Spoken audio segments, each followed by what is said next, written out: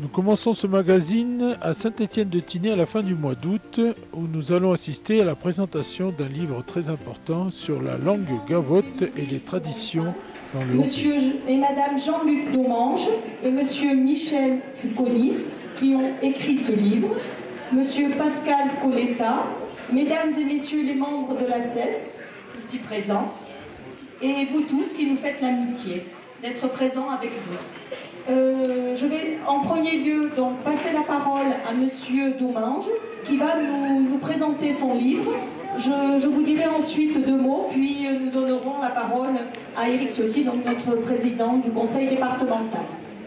On a trouvé avec Colette qu'il serait opportun de saluer le travail, l'action remarquable de tous ceux qui ont rédigé cet ouvrage.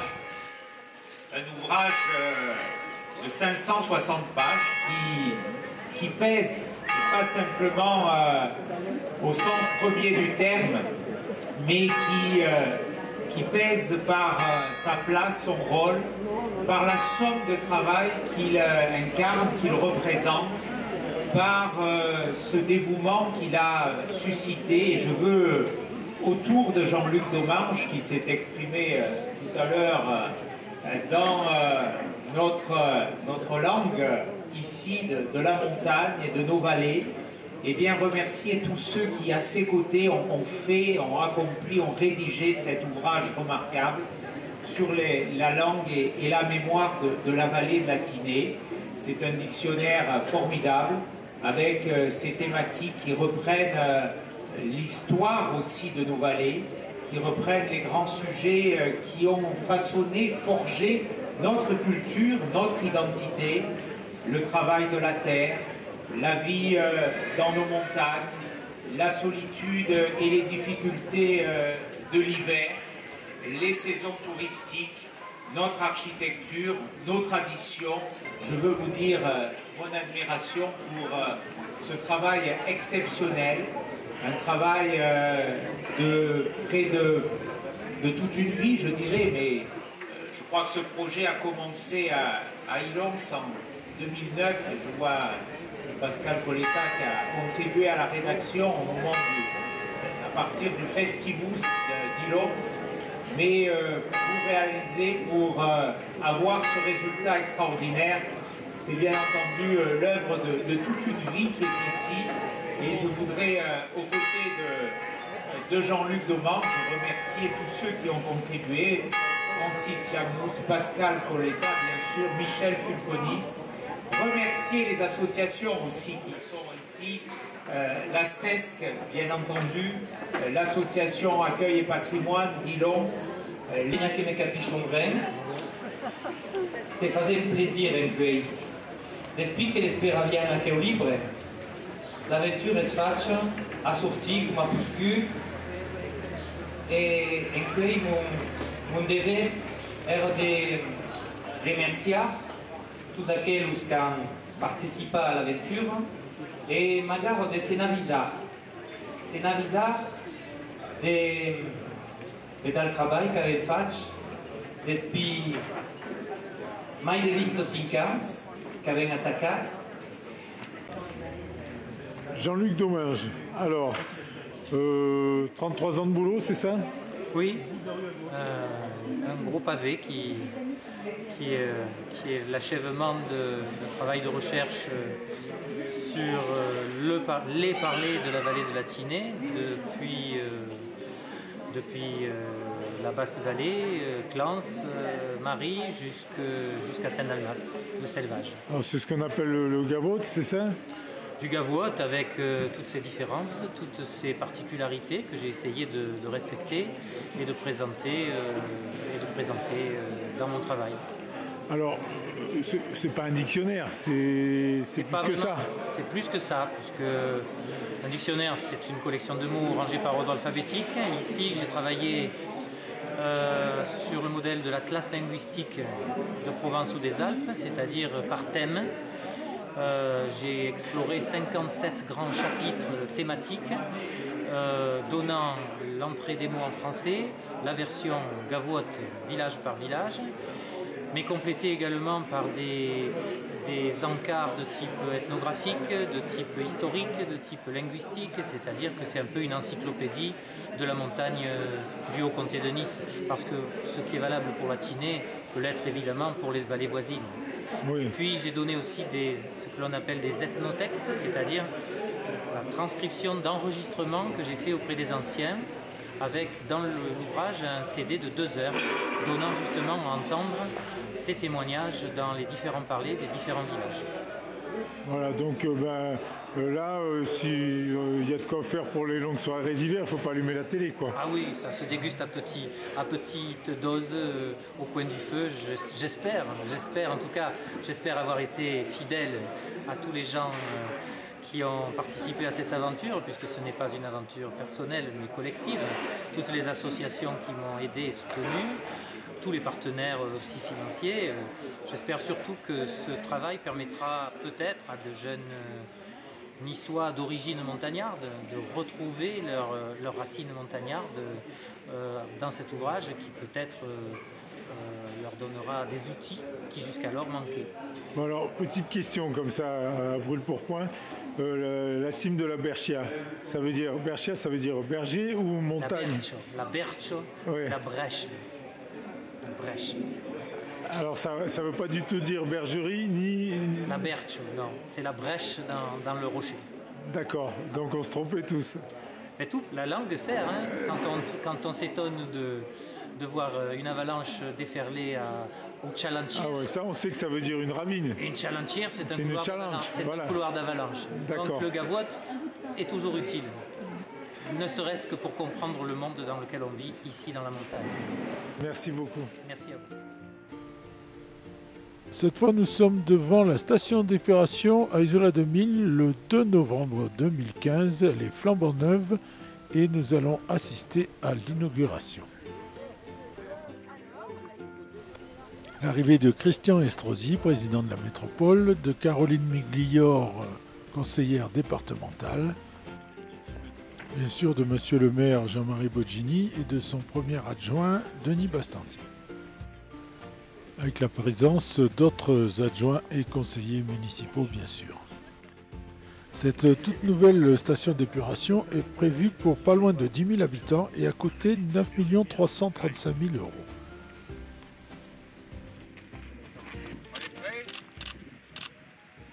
C'est bon, Corinne? C'est voilà. bon. C'est fait. On ne va pas comme vous voulez, mais bon. Donc aujourd'hui, c'est quand même un grand jour pour Isola, malgré que la station fonctionne depuis le mois de novembre dernier. Mais c'est un grand jour et puis ça nous a enlevé un grand souci, puisque cette station d'épuration, moi j'ai été aux commandes de la municipalité en 2008 et on était mis en demeure par l'Europe de la construire. Donc on avait la vieille station d'épuration qui était une 3000 équivalents habitants et on nous sommait de construire une 9900 équivalents habitants. Donc c'était une somme énorme pour la commune. Et c'est là où on voit toute l'utilité de la métropole. Hein. Si on devait retenir quelque chose, quand on nous demande des fois est-ce que le fait que vous êtes rentré dans la métropole, est-ce que vous n'avez pas perdu votre autonomie, là c'est un exemple parfait de la solidarité des grosses communes par rapport aux petites, à savoir que notre estimatif de prix en 2009 était de 7 millions d'euros. Quand on a ouvert les plis, on était au-dessus de l'estimatif. Donc on a renvoyé un appel d'offres en baissant notre prestation, notamment esthétique, pour essayer de faire baisser les prix pour entrer dans notre enveloppe. Et quand on a à nouveau ouvert les plis, on était encore une fois au-dessus.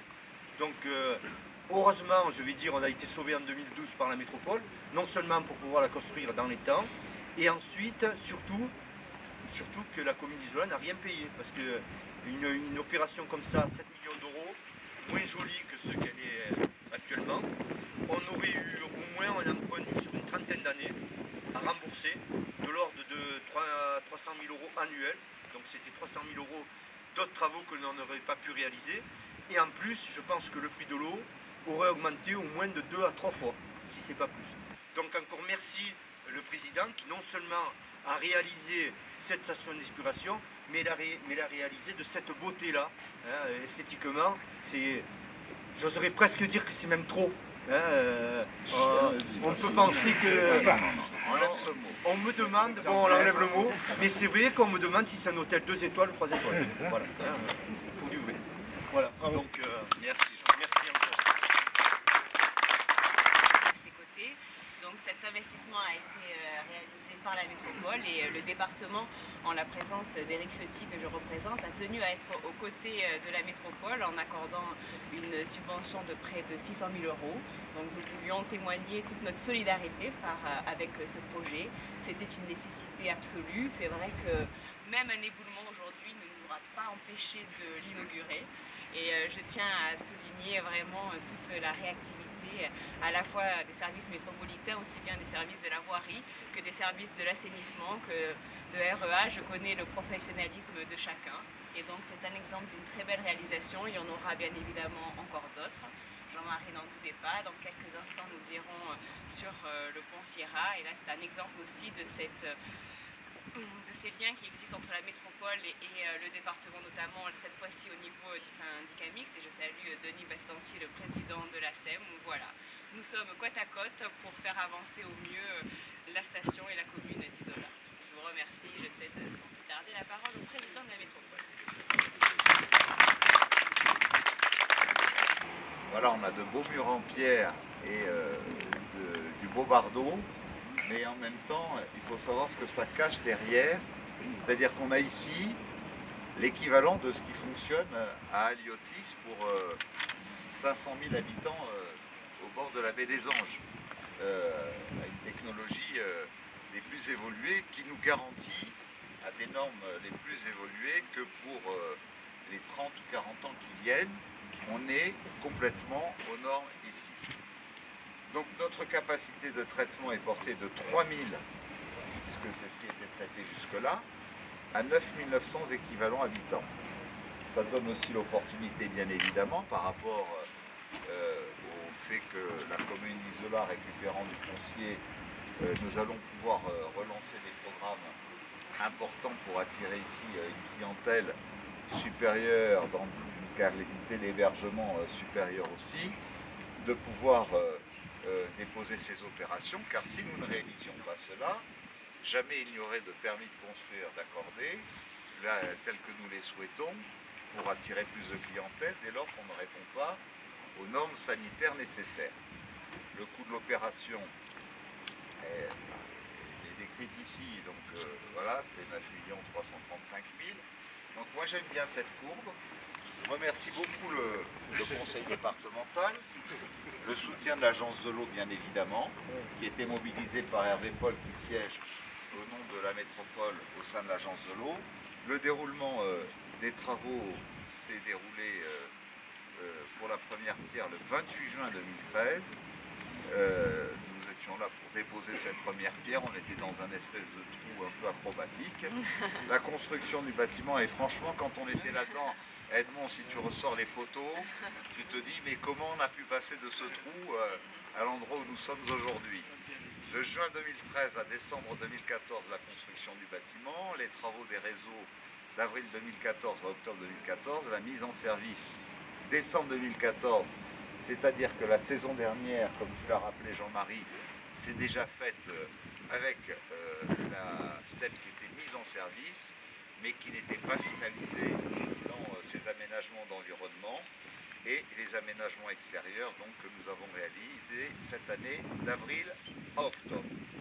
Les difficultés rencontrées à la livraison, on a eu un effondrement de la toiture non achevée en mars 2014 dû aux importantes chutes de neige qui nous a causé quelques mois de retard.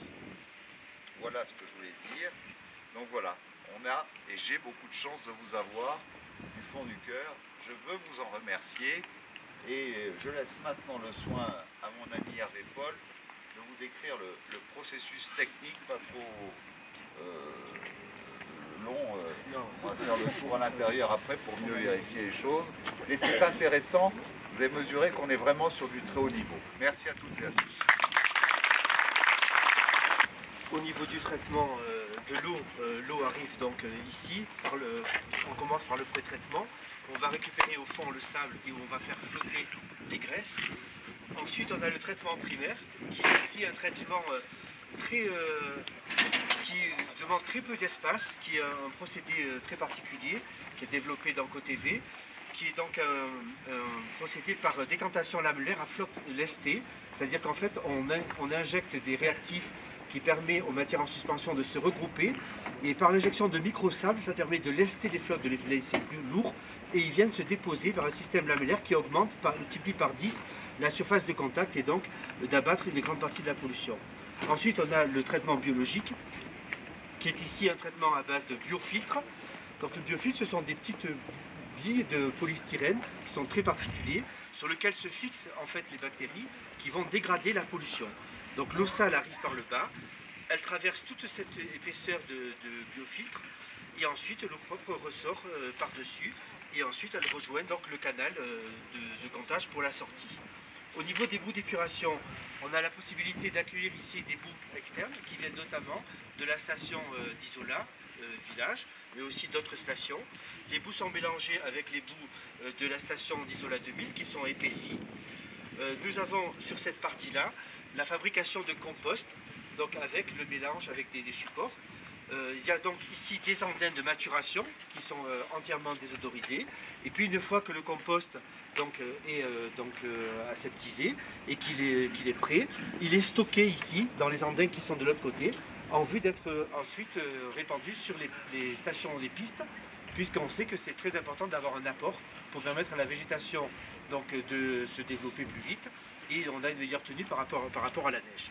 Donc les boues d'épuration, on voit bien ici, on traite à la fois l'eau mais aussi les boues avec des circuits courts, et plutôt que de descendre en camion les boues avec beaucoup d'eau, on traite les boues entièrement sur place et elles sont réutilisées sur les pistes juste en face. Je crois qu'en termes de circuits courts, en termes d'intelligence et de diminution de l'empreinte carbone, on ne peut pas faire mieux. Juste encore un élément pour dire qu'on a voulu pousser très loin la démarche énergétique avec la production d'énergie électrique sur place, avec aussi la récupération de chaleur sur les appareils de la station pour chauffer les locaux qui sont utilisés par le personnel d'exploitation. Et c'est pour ça d'ailleurs que l'agence, l'ADEME, a apporté une aide à la station d'épuration. Ce n'est pas son cœur de métier, mais elle est intervenue sur le volet énergétique. Alors, les étudiants arrivent dans cette chambre. Après les explications, la visite. Donc nous sommes dans la salle où arrivent les eaux usées. Qui permet de relever les équipements. Ça arrive par-dessous, là-dessous. Voilà, là on a un dégazage dans les canalisations qui est vendu à on va séparer le sable, la graisse. Le traitement primaire est fait par décantation lamellaire à floc lesté. Le traitement physiochimique couplé à un lestage au microsable permet d'améliorer efficacement la décantation de matières en suspension. Il est réalisé dans 3 cuves successives: coagulation, injection et maturation. La décantation lamellaire consiste à utiliser des plaques proches les unes des autres pour accroître d'un facteur supérieur à 10 la surface de décantation disponible par volume d'ouvrage. Les ouvrages présentent ainsi une très grande capacité. Les principaux intérêts de la décantation à floc lesté sont parfaite adaptation aux fortes variations de charge été-hiver, compacité et souplesse d'exploitation. C'est la position, et l'eau propre ressort en haut, voilà. Et on va vers le comptage, et après le rejet vers le méduleur. Un petit déjeuner et après on va sur le chantier du pont Sierra. Avec une double paroi éclairée la nuit.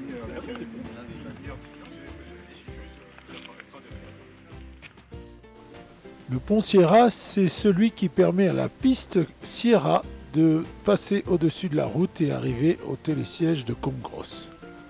Sur les images que vous venez de voir, il n'est déjà plus là et le chantier va bon train.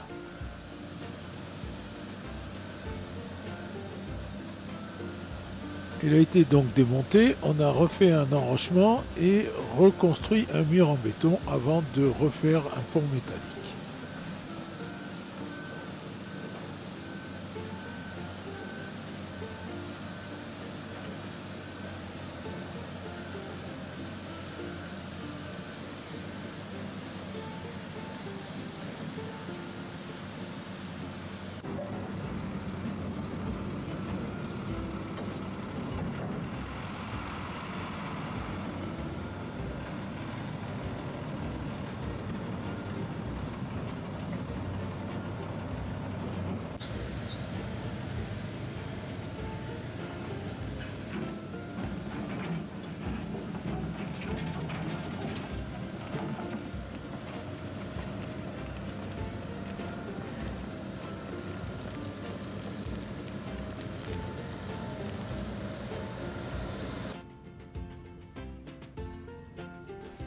Ça, ce sont les images du chantier que vous venez de voir.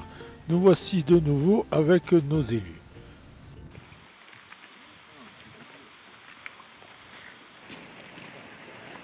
Christian Estrosi qui observe avec attention.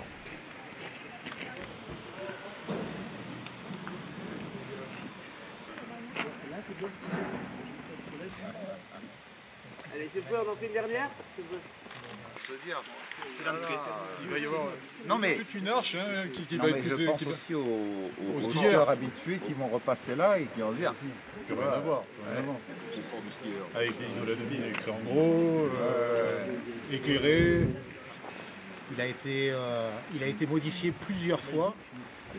Le projet d'origine était de réhabiliter le pont existant, mais ça ne nous corrigeait pas des problèmes d'exploitation.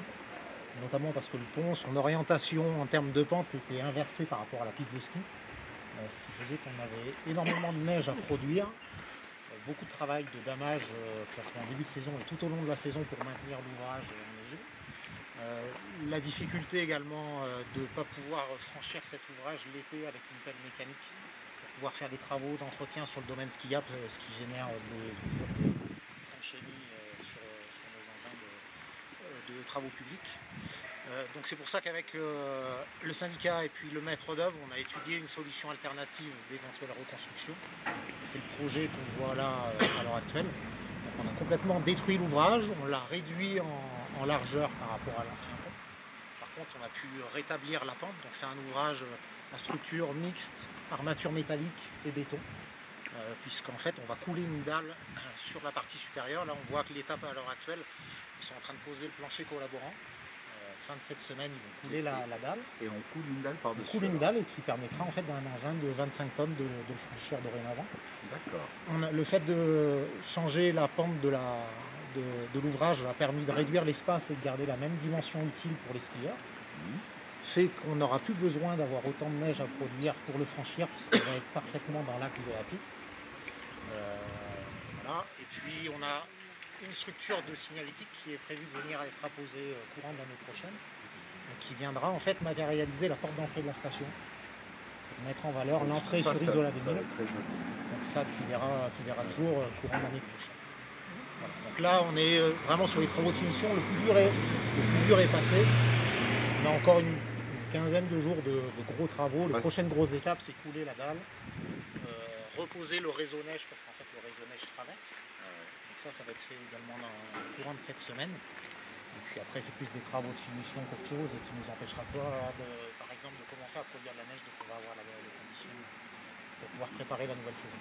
Parce que ça aussi, tu vois, pour l'accès à la station, c'était dégradant. Ça va être la alors que là, ça va être valorisant. Là, ça va être comme une espèce d'arche. Tu as l'impression de franchir la porte de la station. C'est l'arche d'entrée. Ouais. Pour terminer, on va aller voir le nouvel enrobé de la station. Un bitume flambant neuf. Et tout l'enrobé jusqu'au rond-point de Valette et remonter dessous. Donc il faut monter un peu plus haut parce que là c'est un...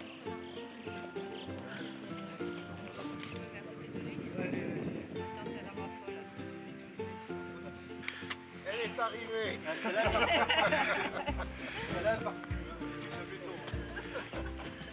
Allez. Petit moment de détente.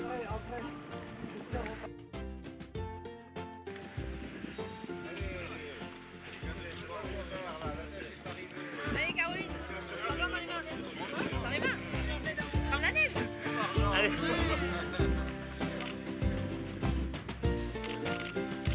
Ah merci.